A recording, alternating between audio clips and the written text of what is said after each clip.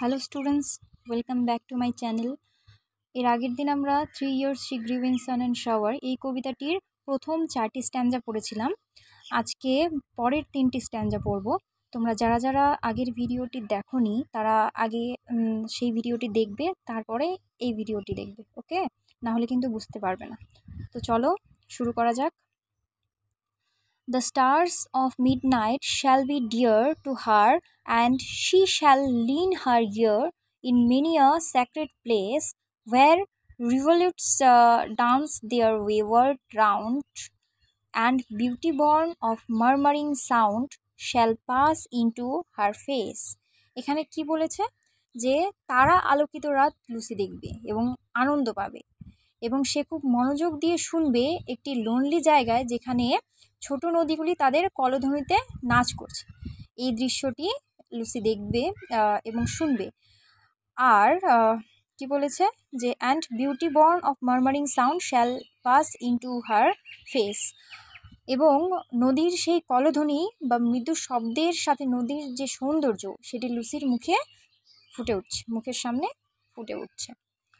দেন next anger দেখো, and vital feelings of delight shall rear her form to stately height, her virgin bosom swell, such thoughts to Lucy I will give, while she and I together live here in this happy dell.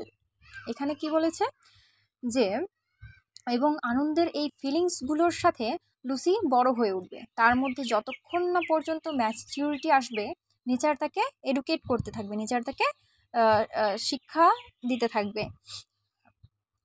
আমি এই সমস্ত থটগুলো লুসিকে দেব যখন আমি এবং Lucy উপত্যকার আনন্দঘন অবস্থায় থাকবো। এখানে দেখো বলেছে while she and I together live, together live মানে একসাথে থাকা, here in this happy dell মানে আনন্দঘন অবস্থায় লুসি এবং আমি অর্থাৎ কবি যখন একসাথে থাকবে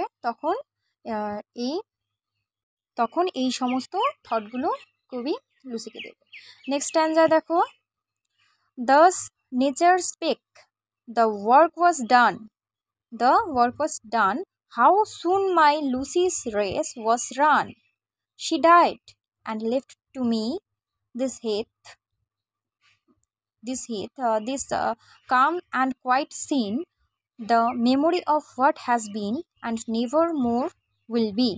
এখানে কি বলেছে দেখো, যে ঠিক এইভাবে প্রকৃতি বলল যে কাজটি শেষ হয়ে গেছে। এখানে কাজটি বলতে কোন কাজ? নেচার স্পেক, প্রকৃতি বলেছিল কাজটি শেষ হয়ে গেছে। কোন কাজ? তাকে এডুকেট করার কাজ, সেটি শেষ হয়ে গেছে। How soon my লুসিস race was run, কত দ্রুত লুসির জীবনযাত্রা শেষ হয়ে গেল।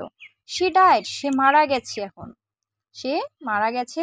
অ্যান্ড এবং লেফট টু মি, সে আমাকে একা করে গেছে। This calm and quiet scene, এই নির্জন পরিবেশে সে আমাকে অর্থাৎ কবিকে একা করে গেছে। The memory of what has been and never more will be, তার শুধু স্মৃতিগুলোই রয়েছে যা আর ফিরে পাওয়া সম্ভব হবে না, ফিরে পাওয়া যাবে না। তো আশা করি কবিতাটি বুঝতে পারলে। কবিতাটিতে টোটাল 7টি স্ট্যাঞ্জা রয়েছে, আর প্রত্যেকটি স্ট্যাঞ্জায় 6টি করে লাইন রয়েছে। কবিতাটি পাবলিশ হয়েছিল কবে? হার্জ ফরেস্টে, হচ্ছে 1798-এ জার্মানিতে, ওকে? আর পাবলিশ হয়েছিল লিরিক্যাল ব্যালাডসে 1800-এ। তো ঠিক আছে, এখানেই ভিডিওটি শেষ করলাম। আশা করি সবাই বুঝেছো।